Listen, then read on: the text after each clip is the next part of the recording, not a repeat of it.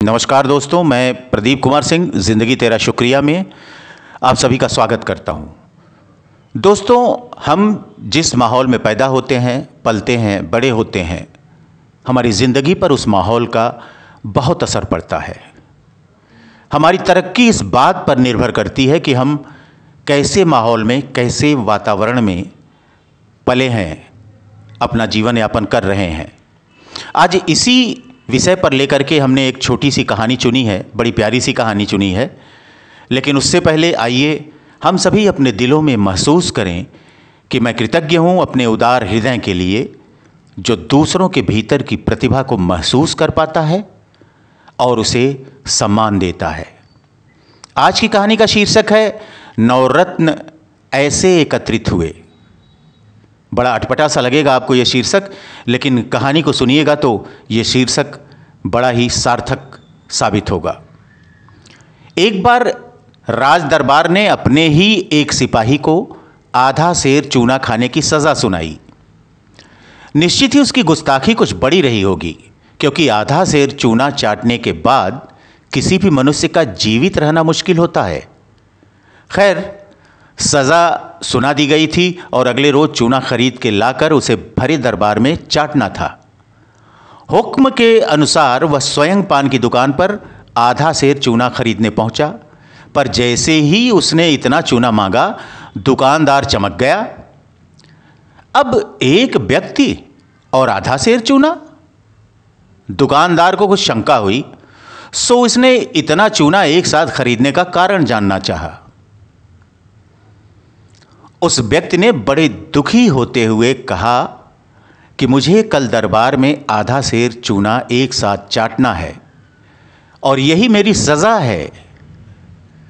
दुकानदार ने कहा, कोई बात नहीं, एक काम करो, पहले आधा सेर घी लेकर मेरे पास आ जाओ, शायद मैं उससे तुम्हारी कुछ मदद कर सकूं। उसे उम्मीद की एक किरण दिखाई दी, सो वह तो यूं गया और फटाफट आधा सेर घी लेकर आ गया। दुकानदार ने उसे आधा सेर चूना देते हुए कहा कि कल तुम दरबार में जाने से पहले यह आधा सेर घी अपने घर पर ही पी लेना, फिर सज़ा अनुसार वहाँ जाकर आधा सेर चूना खा लेना और सज़ा निपटते ही बगैर देर किए घर लौट आना। इससे शायद तुम बच जाओगे। अब डूबते को तिनके का सहारा। वह तो बड़ी उम्मीद लिए घर गया और दूसरे दिन उसने ठीक वैसा ही किया जैसा दुकानदार ने समझाया था। वह घर से आधा सेर घी पीकर ही निकला। उधर सजानुसार उसने भरे दरबार में आधा सेर चूना भी खा लिया।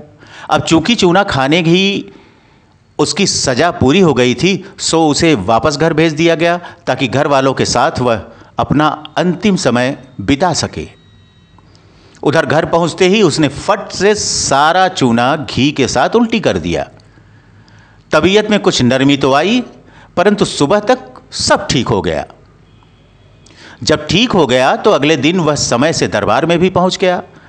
अब वहां तो सबको मालूम था कि कल इसे आधा सेर चूना खिलाया गया है, सो सब आश्चर्यचकित थे कि यह व्यक्ति जीवित कैसे बच गया। देखते ही देखते बात पूरे राजमहल में फैल गई। जल्द ही यह बात अकबर के कानों तक भी पहुंची। अकबर को भी आश्चर्य हुआ। उन्होंने अति शीघ्र उस सिपाही को दरबार में बुलवाया। उसके आते ही अकबर ने उसके जीवित रहने का राज पूछा। उसने ईमानदारी से दुकानदार की घी पीने तथा उसके पश्चात उल्टी करने वाली बात बता दी। अकबर दुकानदार की बुद्धिमानी और उसकी दूरदृष्टि पर आफरीन हो गया। उसने न सिर्फ तत्काल दुकानदार को दरबार में बुलवाया, बल्कि हाथों हाथ उसे वजीर आजम के पद पर राज्यसभा में नियुक्त भी कर दिया।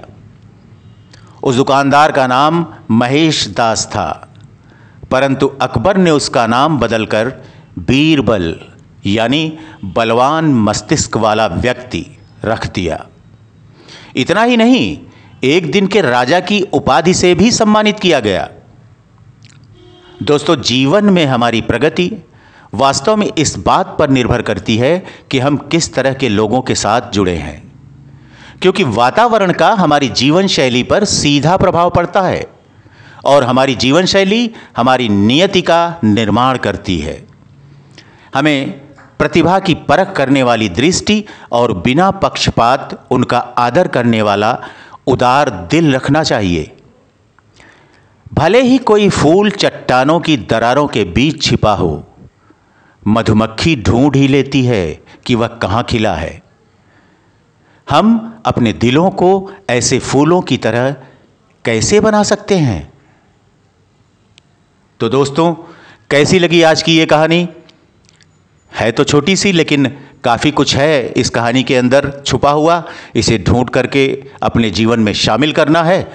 और यदि ये कहानी आप सभी को अच्छी लगी हो तो प्लीज़ हमारे इस चैनल ज़िंदगी तेरा शुक्रिया को लाइक, सब्सक्राइब और शेयर ज़रूर करें। ज़्यादा से ज़्यादा लोगों का आशीर्वाद और प्यार मेरे ऊपर बरसाने की कृपा करें।